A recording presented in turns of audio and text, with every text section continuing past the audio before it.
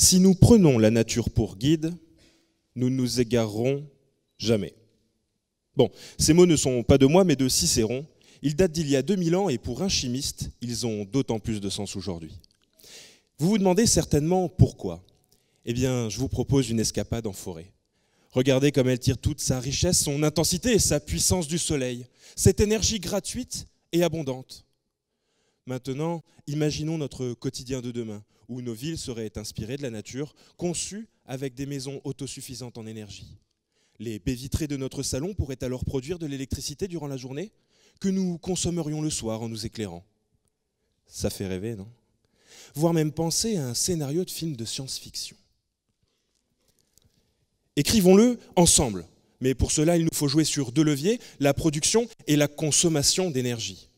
Actuellement, nous savons produire de l'électricité grâce aux panneaux solaires. D'ailleurs, on est même capable d'en produire des milliers de mètres carrés à partir du sable. En revanche, leur impact environnemental reste tout à fait discutable, surtout lorsque l'on aborde les questions de production et de recyclage. Et je ne vous parle même pas de l'harmonie du paysage. Quant à notre consommation, nous utilisons 20% de l'électricité produite pour l'éclairage. Bon, je vous rassure, cela va diminuer. Une nouvelle technologie émerge, celle des LED organiques. Des diodes lumineuses conçues à partir de petites molécules que l'on retrouve dans ces nouvelles ampoules basse consommation et dans ces nouvelles télévisions. Vous savez, celles aux belles couleurs et aux écrans incurvés. Cependant, pour les fabriquer, les matériaux utilisés sont encore complexes, coûteux et élaborés à partir de molécules issues du pétrole. Et oui, avec un tel bilan, je vous sens un peu dubitatif. Finalisons ensemble ce scénario. Je pourrais vous proposer d'associer une cellule solaire avec une LED organique. Celui-ci formerait un simple film, souple et surtout transparent, de l'épaisseur d'une feuille de papier, que l'on pourrait appliquer sur nos baies vitrées et bien sûr, celui-ci serait produit de manière éco-responsable. Afin de s'affranchir des produits pétroliers pour concevoir nos dispositifs, je dois prendre mon inspiration ailleurs.